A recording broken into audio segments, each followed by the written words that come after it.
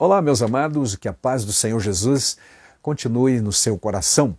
É o meu desejo sincero e gostaria também de te convidar para nos acompanhar em mais uma meditação na Palavra de Deus, seguindo nossos roteiros de estudos da Escola Bíblica Dominical no segundo trimestre de 2024, onde estamos estudando sobre a carreira que nos está proposta. Estamos vendo o caminho da salvação, da santidade e da perseverança para quem quer chegar no céu. E chegamos ao momento de estudarmos a lição número 8, que atrelada à lição passada, a número 7, que foi sobre pecado da murmuração, esta também vai falar de uma forma muito interessante sobre o pecado também.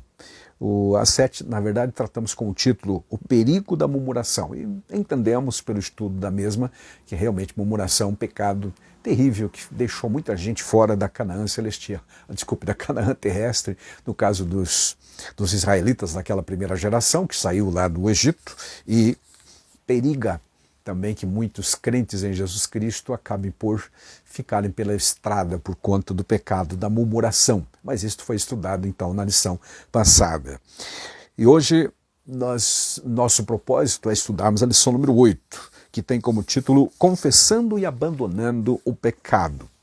Uma vez que constatado que houve pecado, é preciso que haja confissão e abandono, porque é isso que a palavra de Deus nos propõe. Naturalmente, esta lição, meus amados, não é um tratado sobre o pecado, não vamos falar da doutrina do pecado como um todo, nem mesmo muita coisa, mas dois aspectos principais, ou seja, confissão e abandono do pecado. Partindo então do princípio de que alguém está numa situação, numa condição de pecador, e que precisa reconhecer que é pecador e então abandonar este pecado naturalmente. Claro, antes disso também confessar. Então a dinâmica na verdade é essa: reconhece, confessa, abandona e portanto deixa o pecado para viver uma vida de pureza, de santidade que agrada a Deus enquanto caminhamos para o céu nesta carreira que nos está proposta.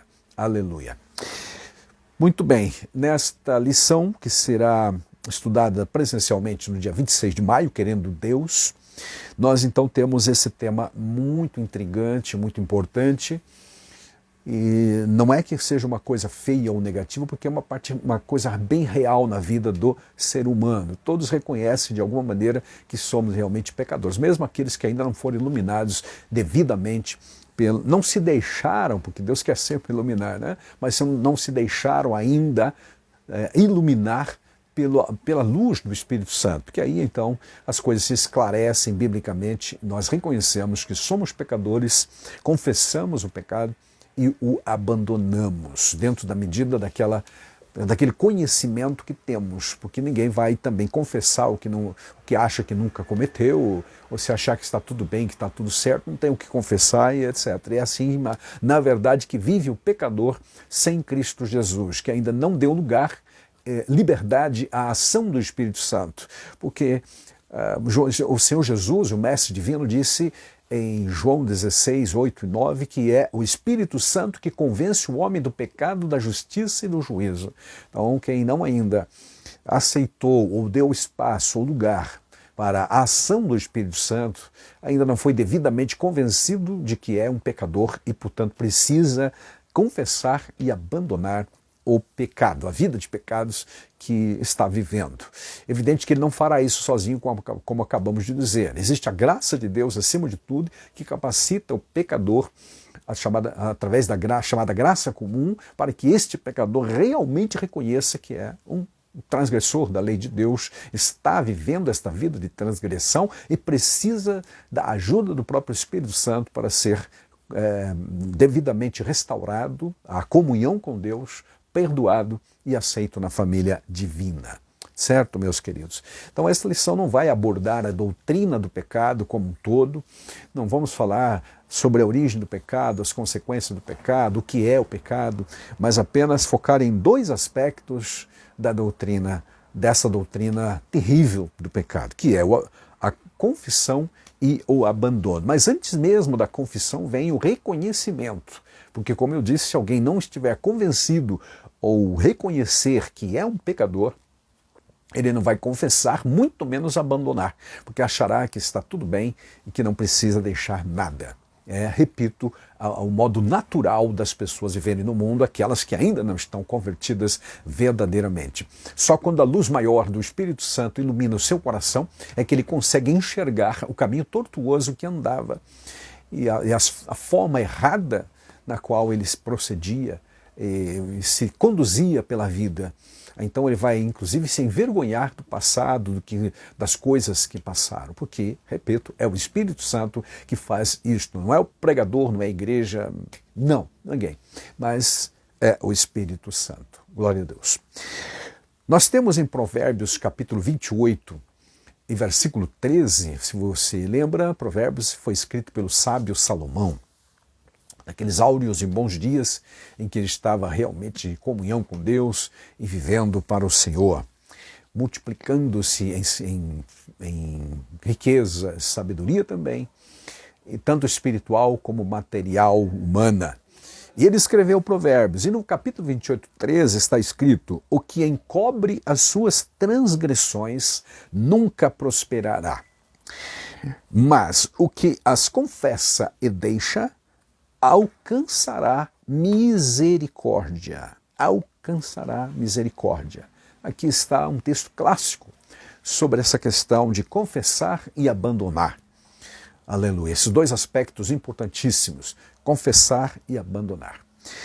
A verdade prática desta lição, meus prezados, diz: para desfrutar um caminho de restauração e reconciliação com Deus, precisamos confessar o pecado e abandoná-lo de uma vez por todas. Tá bom? Eu preciso dizer aos irmãos que entendemos que há uma pequena não, na verdade, uma fundamental diferença entre você falar o pecado, no singular, e os pecados. E a lição vai, da forma que está comentada e escrita no nosso roteiro, nosso comentário, vai tratar sempre do pecado no sentido singular, pecado, que, a meu ver, está se referindo à natureza pecaminosa. Então, o que confessa e deixa, tá? O pecado, o que confessa e deixa a transgressão, que é a desobediência aberta e consciente para com a lei de Deus, os preceitos do Senhor. Este alcança misericórdia, mas aquele que tenta esconder e encobrir nunca prosperará. Repetindo, então, há essa diferença entre natureza pecaminosa e também os atos pecaminosos, as manifestações, na verdade, dessa natureza pecaminosa. Texto do Salmo 51, que nos serve de base para o estudo, uma dessas perícopes, está no Salmo 51, versículos 1 a 12. E diz assim: tem misericórdia de mim, ó Deus, segundo a tua benignidade. Apaga as minhas transgressões segundo as tuas misericórdias. Lava-me completamente da minha iniquidade e purifica-me do meu pecado. Davi, especificamente, que escreveu esse salmo, está se referindo a um pecado específico, não pecados, todos os atos pecaminosos dele, nesse momento que ele está aqui. Porque eu conheço, dizer, as minhas transgressões e o meu pecado, olha o singular de novo, né? Está diante de mim. Contra ti somente pequei e fiz o que a teus olhos é mal, para que sejas justificado quando falares e puro quando julgares. Eis que em iniquidade fui formado e em pecado me concebeu a minha mãe.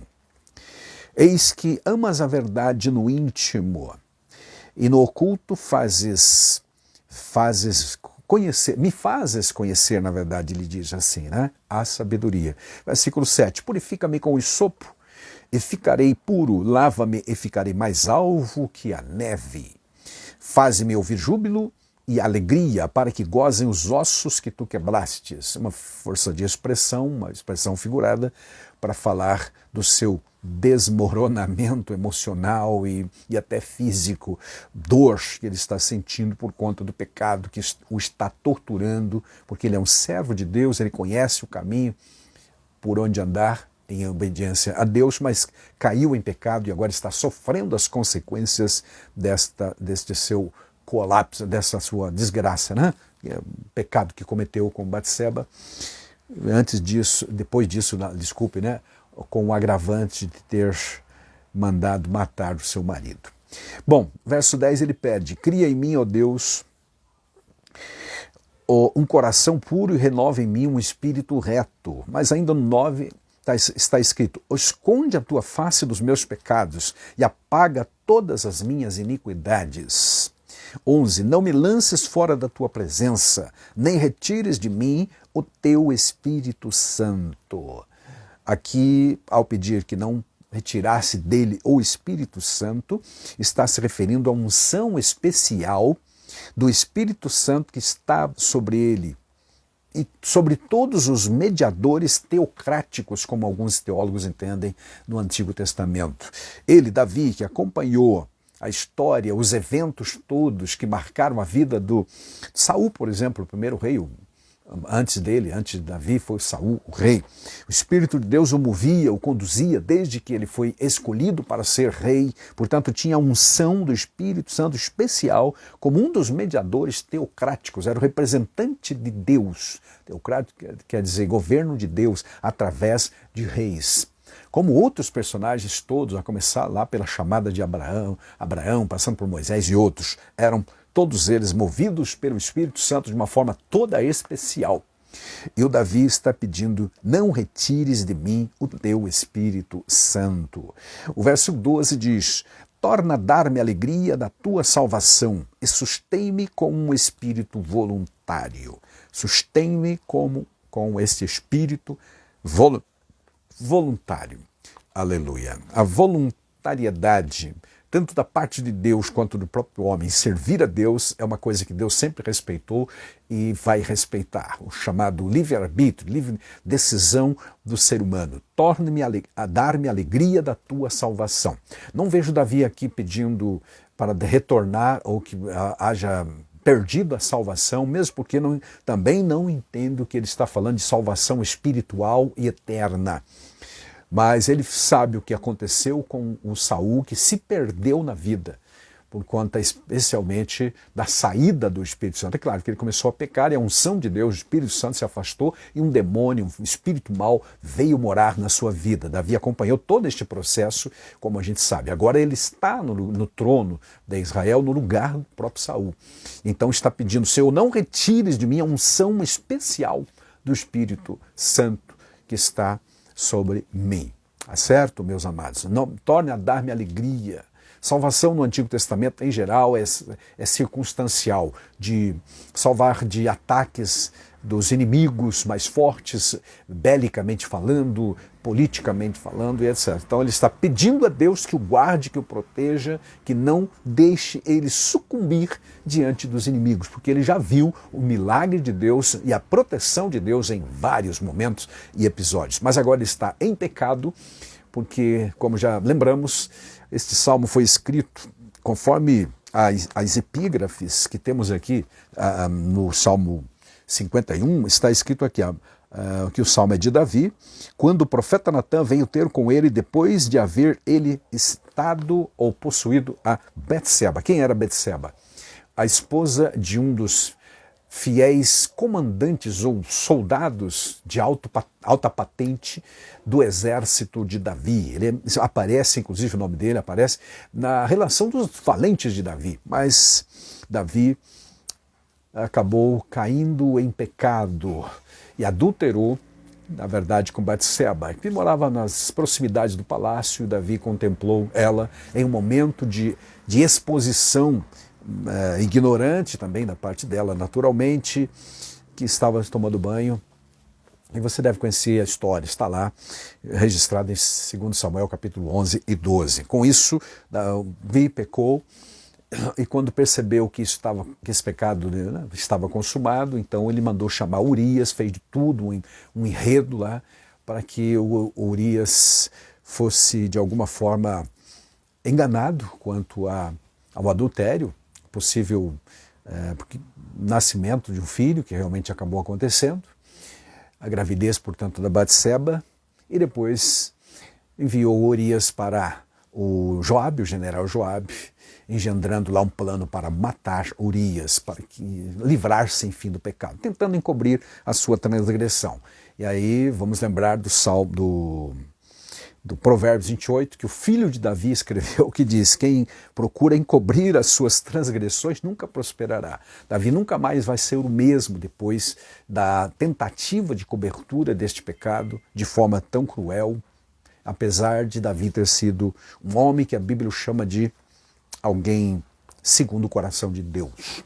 Realmente o ser humano é muito frágil nessas questões de tentações e ceder à tentação. Frágil mesmo no sentido moral e espiritual. Preciso é que haja vigilância constante em todos os aspectos, muito especialmente nessa área da sensualidade. Então, confessando e abandonando o pecado, em Davi nós vamos ter este exemplo, porque ele confessou, literalmente, no versículos 3 e 4, por exemplo, ele diz: porque eu conheço as minhas transgressões. Então ele está aqui reconhecendo que errou. O meu pecado está sempre diante de mim. Aí ele confessa: contra ti somente pequei. Contra ti somente pequei. E eu fiz que os teus olhos... Fiz aquilo que aos teus olhos era mal, desculpe, né? Fiz aquilo que era mal aos teus olhos.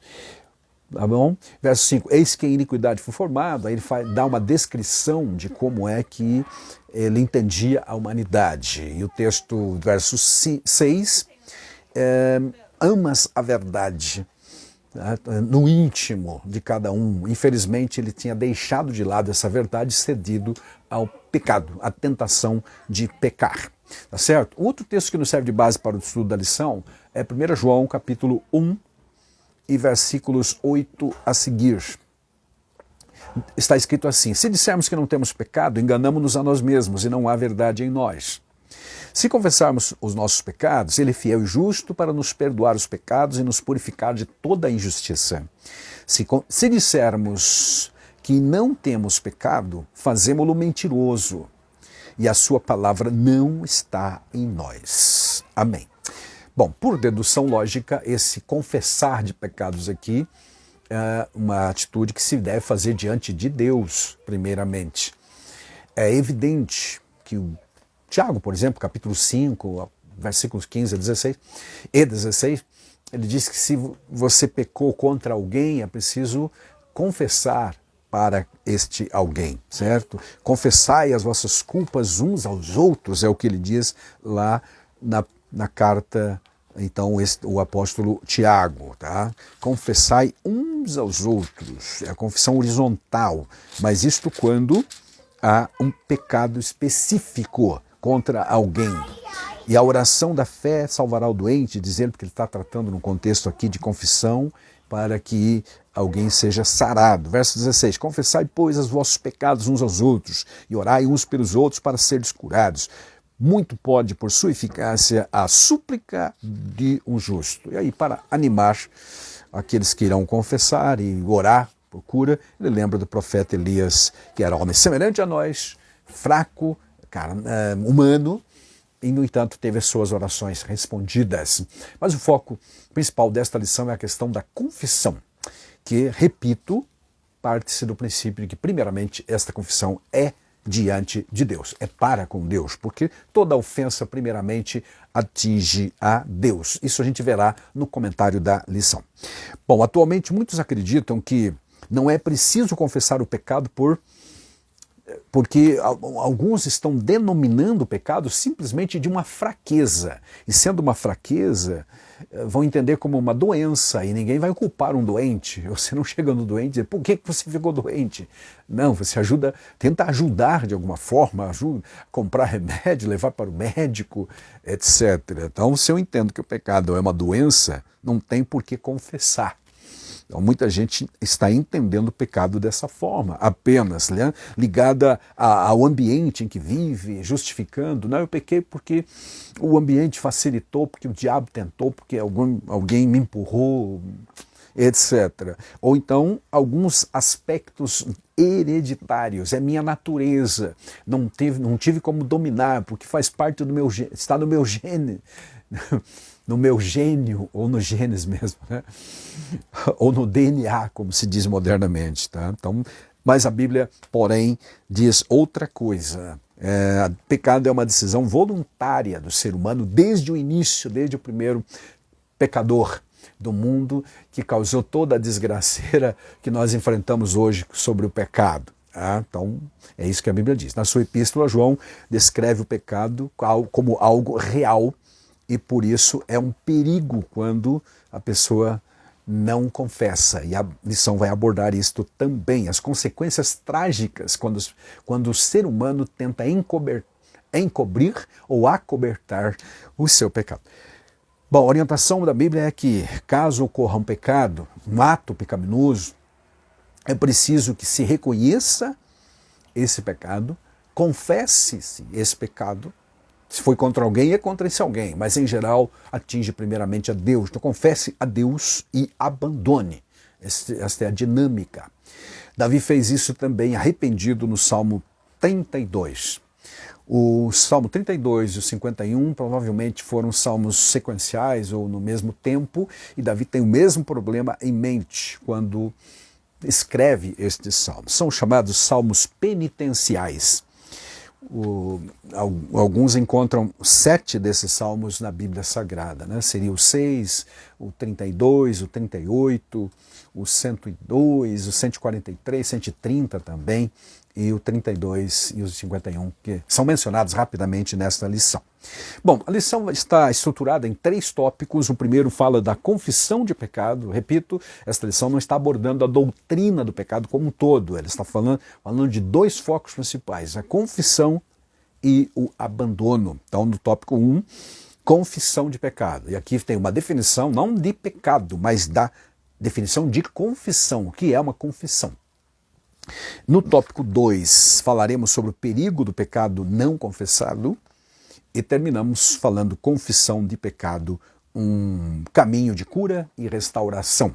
Caminho de cura e restauração. O próprio Davi sente esse alívio quando ele, então, confessa o seu pecado, especialmente no Salmo 32, quando ele confessa o seu pecado e sente esse alívio. Confessei-te o meu pecado e a minha iniquidade não ocultei. Disse, confessarei ao Senhor as minhas transgressões e tu perdoastes o meu pecado. Sendo assim, todo homem piedoso te fará súplicas em tempo para encontrar misericórdia. Encontrar-te, né? Com efeito, quando transbordarem muitas águas, elas não o atingirão. Ele declara neste salmo que os seus ossos envelheceram, que ele estava realmente desestruturado emocional e fisicamente, mas ao confessar sentiu naturalmente o alívio, e ele fala disso também no Salmo 1. Muito bem, então voltando ao tópico 1 da lição, confissão. O que é confissão de pecado?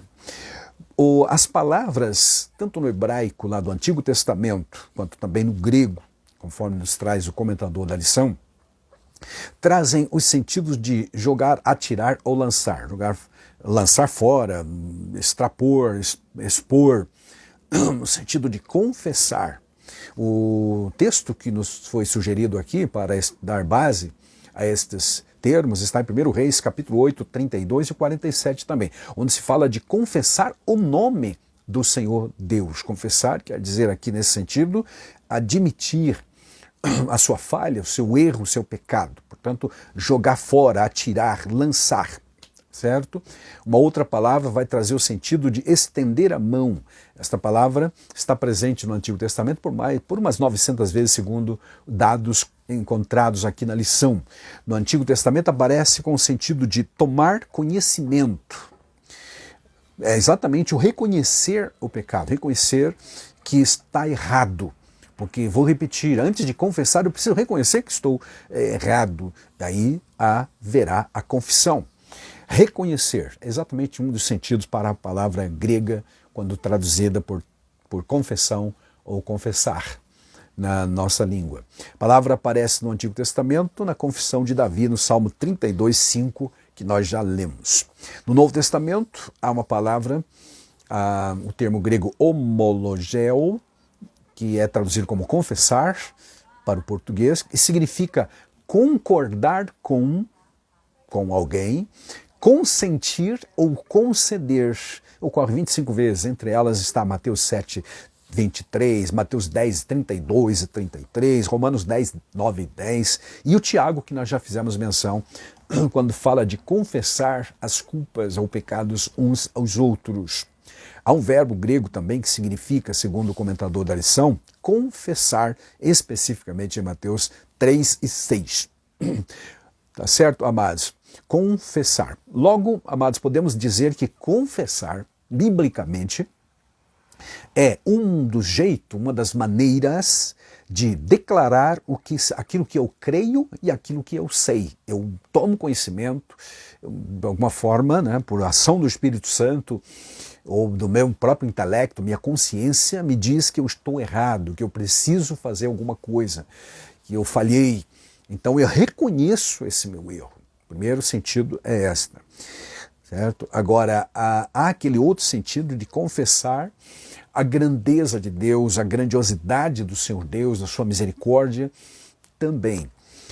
Por exemplo, em Mateus 10, 32 a 33, Jesus contrapõe a questão de confessar ou negar o nome do Senhor. Confessar ou negar. Ele diz, confessarei aqueles que me confessarem na terra, confessarei no céu diante do meu Deus. Mas aqueles que me negarem na terra. Então, este contraponto dá para entender o que significa no Novo Testamento o termo confessar. E lá em Romanos, capítulo 10, 9 e 10, a gente usa muito na evangelização, por exemplo, diz que aquele que confessar o nome do Senhor, ali no sentido de admitir o senhorio de Cristo na nossa vida, como Salvador e Senhor. Então, este realmente fará isso com a boca, porque o coração reconhece que está errado e a boca faz confissão. Com o coração se crê, diz lá o texto de Romanos 10, e com a boca se faz confissão de pecado. A lição desdobra esse tema, falando além da definição, de a confissão bíblica de pecado. O ensino, então, geral sobre o termo confessar o pecado, significa reconhecer e fazer a sua confissão. Mais uma vez, Salmo 32, 1 João 1 e 9, que nós já lemos aqui, diz, se confessarmos os nossos pecados, Ele é fiel e justo para nos perdoar os pecados e nos purificar de toda injustiça. Observe que há uma condicional inicial, se confessarmos, porque muitos pecam e não confessam. Isso será abordado na lição mais adiante. Certo, meus amados, quando pecados cometidos são conhecidos, é importante que eles sejam naturalmente, imediatamente confessados. O salmista até ora a Deus em outro lugar, dizendo, Senhor, purifica-me dos pecados que me são ocultos. Purifica-me daqueles que eu não tenho conhecimento. Ou seja, ele está pedindo a Deus que o livre daqueles pecados que nem ele mesmo sabe. São palavras inteligentes da parte dele, escrita lá no Salmo 19, por exemplo. Né? O admoestar de Deus também. Lá no versículo 13 ele diz assim, também da soberba guarda o teu servo, que ela não me domine, então serei irrepreensível e ficarei livre de grande transgressão. Glória a Deus. Versículo 11, além disso, por elas, pelos mandamentos do Senhor, pelos preceitos do Senhor, teu servo é admoestado, e em os guardar a grande recompensa. Quem há que possa discernir, diz o versículo 2, as suas próprias faltas aqui é erro ou pecado, absolve-me das que me são ocultas. Esta é a frase que eu destaco aqui. Absolve-me daqueles pecados, daquelas faltas que eu nem me lembro, não conheço, não me vem à mente. Ele está orando com inteligência aqui. Hoje nós sabemos que é o Espírito Santo que convence o homem do pecado, da justiça e do juízo. Então o Espírito ajuda a nos lembrar de que aquele procedimento não estava certo, não estava correto, além da consciência humana que também está contaminado pelo pecado e pode ser falha. O Espírito Santo hoje nos ajuda a lembrar de que algo está errado. Então esta é a confissão bíblica. Tem o verdadeiro sentido de reconhecer e confessar as nossas faltas ou falhas. Glória a Deus. O Neemias, capítulo 1, tem um exemplo clássico de confissão de pecados do Neemias, dele e da nação. Neemias não estava classificado como os maiores pecadores de Israel lá no tempo do reino da Pérsia, mas ele se inclui como nação corporativamente e ora a Deus no capítulo 1 e versículo 6. Daniel faz isso também no capítulo 8, 9 do seu livro, incluindo-se como um pecador dentre a nação de Israel que estava no cativeiro. Daniel que viveu um pouco antes do Neemias. E no Salmo 66, verso 18, há uma expressão que diz: se eu contemplar ou se eu não confessar o pecado no meu coração, tu não me ouvirás. Aqui na lição ainda é lembrada de Lucas 8, quando nós temos o fariseu e o publicano. E Jesus disse que os dois subiram para o templo para orar e somente aquele publicano desceu de lá justificado diante de Deus, porque ele abriu o coração e foi humilde, ao contrário do fariseu que orgulhosamente se fez uma lista, não mental, mas até verbalizou uma lista para Deus em oração dos seus feitos, das suas qualidades, certo? E não se humilhou, não pediu perdão verdadeiramente como fez o publicano. Então Jesus disse, este último, ou seja, o publicano, desceu de lá justificado. É preciso a confissão de pecado. O símbolo da confissão de pecado é estudado no subtópico 3. No ato da confissão, a pessoa conhece ou reconhece de maneira autônoma os pecados cometidos e que por isso se encontra indigna, uma vez que está em pecado, está indigna de ascender, né? Ou seja, melhor, de adentrar a presença de Deus.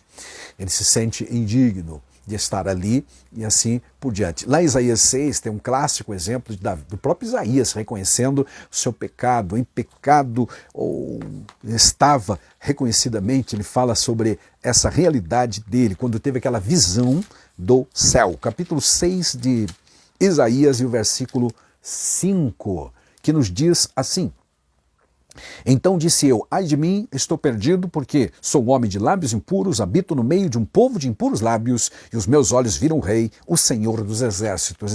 Ele estava realmente apavorado, porque teve uma visão de Deus no santuário de Deus, e sentia-se indigno e pecador. Agora, fez isso, como diz o autor aqui, de forma autônoma.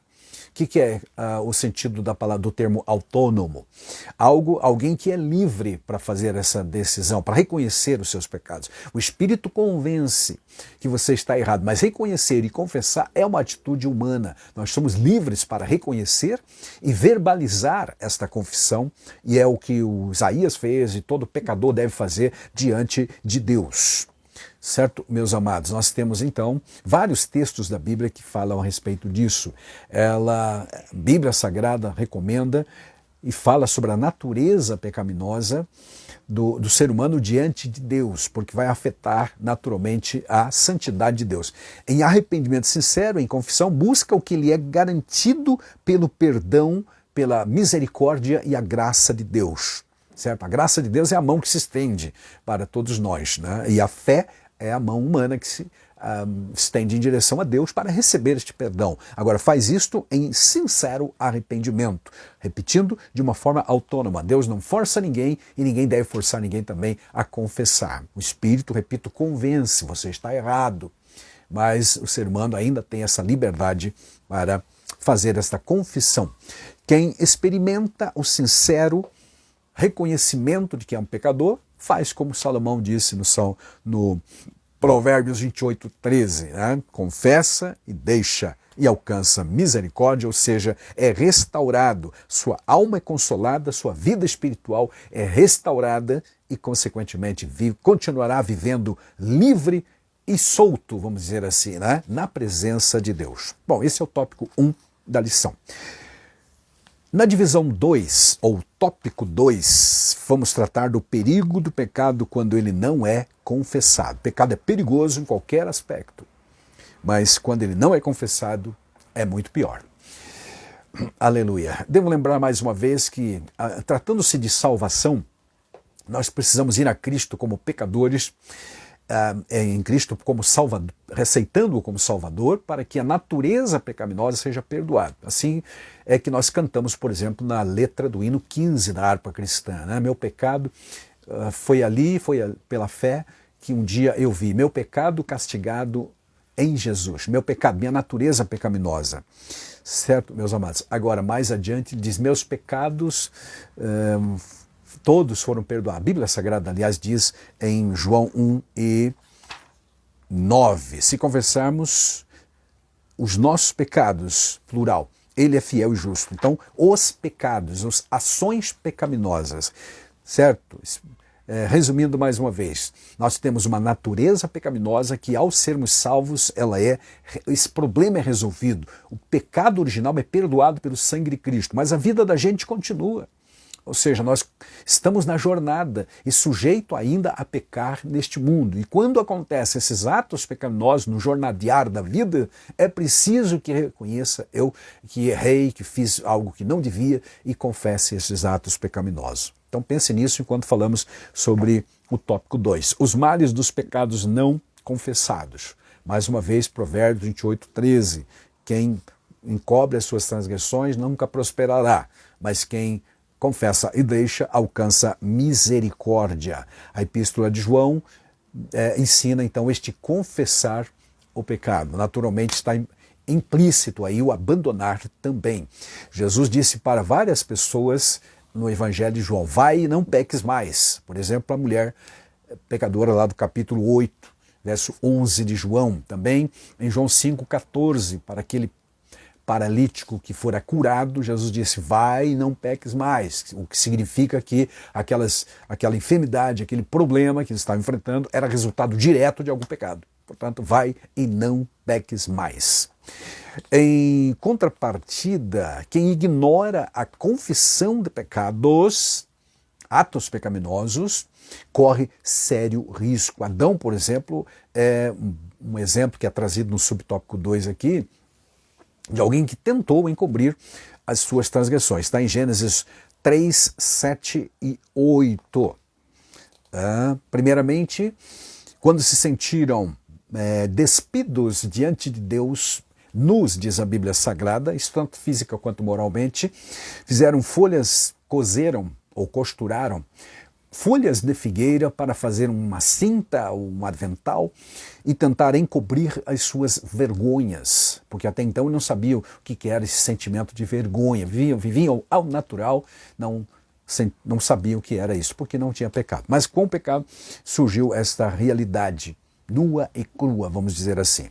E o versículo 8 diz que eles se esconderam de Deus, tá certo? Assim como, por exemplo, Davi, que tentou também, como já dissemos rapidamente, acobertar ou encobrir ou ocultar o pecado terrível que havia cometido contra Urias, adulterando com a sua esposa e depois mandando, inclusive, matá-lo por mãos dos inimigos lá na guerra. Tá? As consequências, então, do pecado de Adão e Eva são tratadas no subtópico 2 aqui. A realidade do pecado pode ser vista no primeiro casal, quando pecou e tentou acobertar ou encobrir este pecado. No Gênesis 3 você vai encontrar as consequências a partir do versículo 14. Além dessas primeiras consequências vistas em Adão, porque eles se sentiram envergonhados, coisas que mudou, portanto, sua constituição emocional, que não sabiam nem o que era vergonha ou coisa assim, viviam em plena santidade, pureza, na verdade, até inocência, como a gente costuma dizer. Certo, meus amados? Agora, após este ato pecaminoso e a tentativa de cobertar, quando Deus realmente confrontou e desmascarou a situação, algumas alterações acabaram acontecendo, até mesmo no sentido físico para Adão e Eva. Ele agora teria que suar literalmente para ganhar o sustento, que antes da queda era uma situação bem amena, tranquila.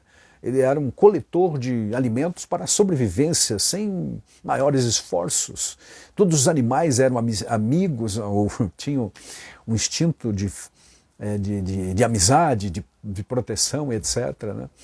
para com ele, mas agora, a partir da queda, ele teria que lavrar o solo e extrair do solo a terra que voluntariamente lhe dava tudo que ele precisava, agora ele teria que trabalhar arduamente. Tudo isso é visto lá em Gênesis, a partir, capítulo 3, a partir dos versículos 7, 8, que ele sente a vergonha, e aí continua, meus amados, essa realidade.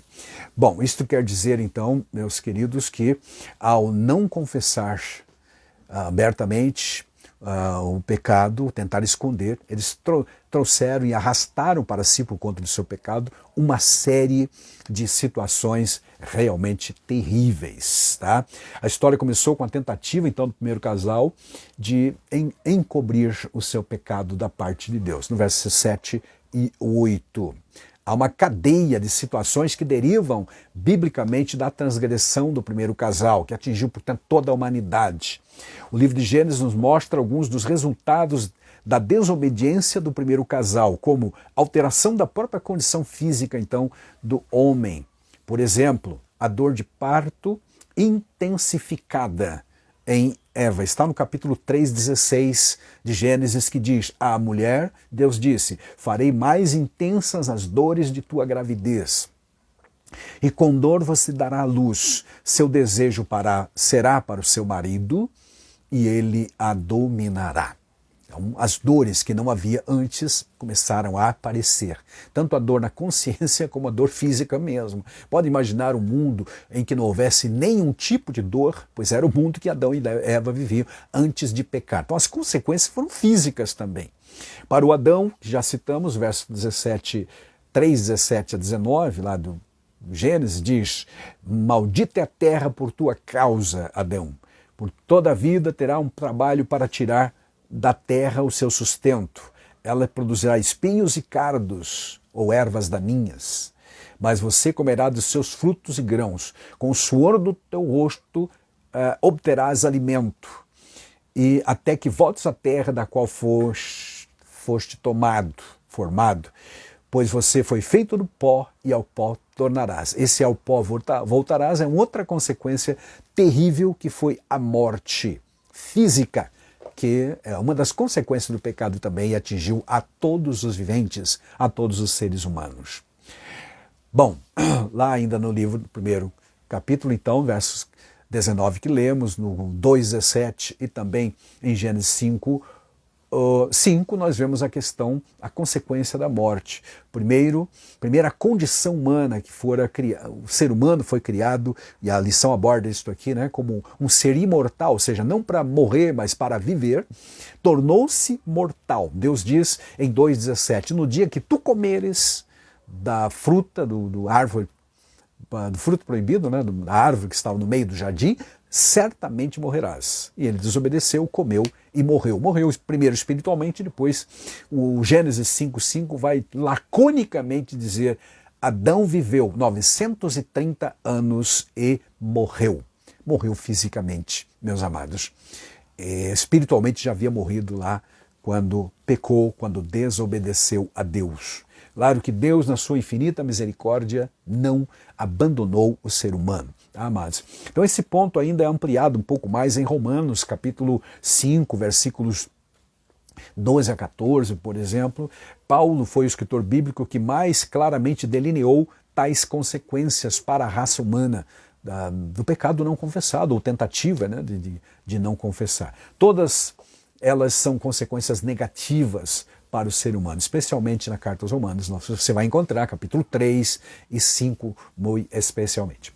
Dos escritos inspirados do apóstolo, nós vemos lá em 8, por exemplo, capítulo 8 também, versos 18 a 23, que até a natureza vive uma certa ânsia ou tensão, também mencionado na lição, tá certo? Como consequência do primeiro pecado de Adão, que originalmente ele não confessou. Deus veio até ele para confrontá-lo, e aí sim ele acabou confessando, mas por força dessa ação de Deus diretivamente.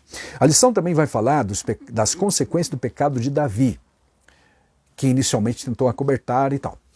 Bom, quanto ao rei Davi, as consequências de seus pecados atingiram não somente ele, mas também os seus descendentes, sua descendência. Numa metonímia, que é uma figura de linguagem, o profeta usa o termo espada. O profeta Natã, que foi ter com ele depois do pecado com Batseba, que ele lamenta, que o Davi lamenta no Salmo 51, que é tema estudado nesta lição. Então, o termo espada ali é um símbolo de guerra ou de morte. Metonímia, tomar a causa pelo efeito ou o efeito pela causa. Ele foi sentenciado por Deus, Davi foi sentenciado por Deus nos seguintes termos: a espada não se afastará da tua família, pois você me desprezou ao tomar para si a mulher de Urias. Ou seja, Deus perdoou Davi, mas as consequências ficaram e foram reais, verdadeiras, se manifestaram na sequência da vida dos descendentes. Lendo a história subsequente deste amado rei de Israel, você vai ver que houve desgraças familiares envolvendo o incesto de Amnon para com Tamar, a meia-irmã dele, o assassinato dele pelo próprio irmão Absalão, na sequência a fuga do Absalão para uma terra estranha, lá com o seu avô. E aí, amados, mais violência, porque o Absalão depois é recebido desse exílio, algum tempo depois, alguns anos depois, 2 anos ele ficou por lá, e ele mesmo, Absalão, se revolta contra Davi e temporariamente assume o trono em Jerusalém. Nesse momento em que ele está no trono, ele humilha mais a moral do seu pai, dormindo com as concubinas de seu pai que havia deixado lá no palácio em Jerusalém, isso de uma forma pública. Então expôs a ignomínia, a vergonha para a família de Davi. E o Senhor Deus disse: pecado teu está perdoado, Davi, ou seja, você não vai morrer, mas as consequências virão. Davi, repetindo, nunca mais foi o mesmo depois daquele pecado terrível que ele cometeu e tentou acobertar. Deus, na sua infinita misericórdia, o perdoou, mas as cicatrizes, as consequências ficaram e foram dolorosas. Então aqui está o ensino do perigo do pecado não confessado, tanto de Adão e Eva, que atingiu toda a raça humana, quanto de Davi em relação a si e a sua família também, certo? E a lição termina, meus amados, falando então da confissão de pecado, um caminho de cura e restauração. Não há dúvida de que o pecado realmente abate as pessoas. Embora muita gente não reconheça isto, o próprio Davi, no Salmo 32, fala de ossos que estavam quebrados. Ou, também no Salmo 51, ele fala dessa sua condição de uma pessoa quebrantada, enfraquecida por conta do seu pecado. Tá? Sentiu-se abatido, triste, quando se viu o pecador, mas também isso causou-lhe dores físicas. É só ler o Salmo, você vai encontrar isso. Então, neste tópico, nós vamos encontrar que o pecado precisa ser confessado primeiro a Deus, para que haja cura da alma e a restauração. Segundo o ensino bíblico, a confissão de pecados deve primeiramente, não exclusivamente, porque há pecados que são cometidos contra o próximo.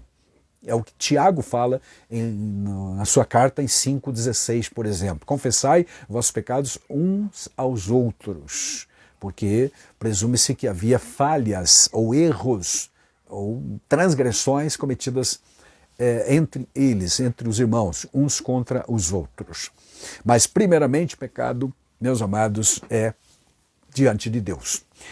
Naturalmente que Deus já sabe de tudo, tá? Porém, como vimos, confessar significa reconhecer, assumir o erro e pedir perdão, e naturalmente abandonar o pecado. Um episódio do Novo Testamento pode ilustrar isso muito bem. Quando Jesus, por exemplo, foi a Jericó, o cego que lá havia veio ao encontro do mestre, ou levaram ele ao encontro do mestre, e quando ele chegou, Jesus pergunta para ele: que queres que eu te faça? Está em Lucas 19, 41. Todas as pessoas que ali estavam sabiam o que o cego precisava, mas Jesus queria do cego uma confissão. Então aplique isso, o princípio, para o pecado, e você entenderá que Deus quer que o pecador confesse, não que Deus não saiba. Não é para confessar, para revelar para Deus, porque Deus não sabia, não. Mas é para assumir, o pecador assumir que errou, assumir a sua posição, a confissão é exatamente isso, né? Eu reconheço que estou em pecado, que estou em erro. É o que Davi fez no Salmo 51 e também no Salmo 32. Versículo 3, por exemplo, do Salmo 51, ele diz categoricamente: porque eu conheço as minhas transgressões e o meu pecado está sempre diante de mim. Tá certo? Ele conhece, ele reconhece que o seu pecado é terrível e foi feito diante de Deus. Tá certo? É evidente que o mestre sabia o que o cego precisava, então porque ele só queria uma confissão. É um exemplo, tá? Há inúmeros textos que nos ensinam a prioridade que se deve dar à confissão do pecado ou de pecados em relação a Deus, como diz o comentador da lição. Então, a confissão do pecado, primeiramente, é contra Deus. Davi, por exemplo, no Salmo 51 disse: pequei contra ti somente fiz o que era errado. Contra ti, é o versículo 4. Contra ti pequei e fiz o que aos teus olhos era mal aos teus olhos, para que seja justificado ao falares e quando julgares também. Na outra versão diz: pequei contra ti somente, fiz o que era mal aos teus olhos. Aí está. Como sabemos, ao escrever este salmo, ele tinha em mente o seu pecado contra Urias, marido de Betseba. Porém, ele reconhece que primeiramente seu pecado ofendeu a santidade de Deus. Então, o pecado deve ser confessado primeiramente a Deus. Um outro exemplo que ilustra essa realidade, amados, você encontra na parábola do filho pródigo. Fato semelhante aqui. O pródigo, quando estava ensaiando mentalmente o discurso que faria diante do pai quando voltasse e chegasse em casa, lembra que ele estava lá no chiqueiro, no exílio, gastou tudo que tinha, estava no fundo de si mesmo. Então ele disse mentalmente lá, ensaiando, né, o discurso: vou retornar à casa de meu pai e dizer: pai, pequei contra o céu, atenção, primeiramente contra o céu e contra o Senhor. O pecado dele era duplo, então. Primeiro, atingiu o céu. Portanto, amados, confessar primeiramente realmente é ao Senhor. Está escrito isto em Lucas 15, 18, quando o pródigo está no processo de restauração. Ele está voltando para a casa do pai, mas antes disso ele ensaiou o que ia falar. E ele efetivamente foi diante do pai e disse essas mesmas palavras. Bom, perdoar pecados, ou seja, o pecado original, como natureza pecaminosa, ou mesmo os atos pecaminosos praticados pelo crente, é prerrogativa exclusiva de Deus. Certo? Na Bíblia. O mestre categoricamente assumiu que tem poder na terra para perdoar pecados, como lemos em Mateus 9, 2 a seguir, e Marcos capítulo 2, que trata do mesmo episódio. Tá? Jesus também dizia às pessoas: perdoados estão os teus pecados. Mais que uma vez ele disse essa realidade, tá, meus amados? Então, realmente, o pecado deve ser confessado primeiramente a Deus. Agora, se alguém pecou contra outro semelhante, é contra ele. Pecou marido contra a esposa contra o marido, é a eles que devemos pedir perdão e confessar. Certo, amados? Mas não quer dizer que não temos que pedir perdão primeiramente a Deus. É entendido? Amém? Cada caso é um caso, mas na verdade, como que eu diria assim, geralmente, né? No geral, a regra é exatamente essa. Algumas exceções existem em que realmente os pecados são horizontais e é preciso confessar, como disse Tiago: confessai as vossas culpas uns aos outros, culpas ou pecados, certo? E a lição termina falando de alcançar a cura e a restauração. Texto áudio da lição, o Provérbios 28, 13, diz que quem tenta encobrir a transgressão nunca prosperará.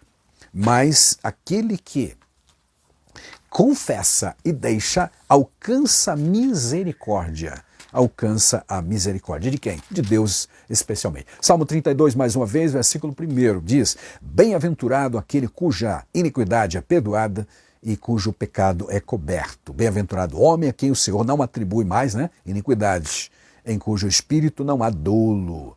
Enquanto calei os meus pecados, envelheceram os meus ossos pelos meus constantes gemidos todo dia. porque a tua mão pesava sobre mim, o juízo, a consciência pesava, tudo mais.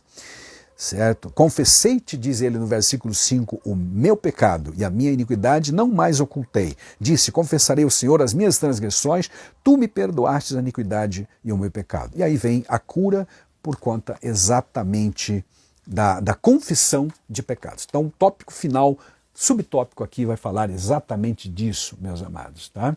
Alcançando a cura e a libertação por conta desta confissão.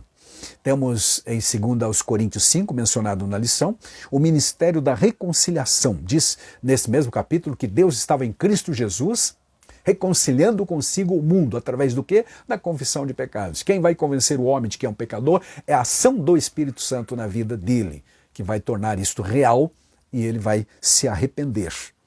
Enquanto calei, envelhecer os meus ossos. Quando calei meus pecados, envelhecer os meus ossos, disse o Davi. Então, envelhecer os ossos quebrados, é uma expressão figurada para dizer que ele estava realmente em colapso em todos os sentidos, enquanto não confessava. Mas uma vez confessado, veio o alívio.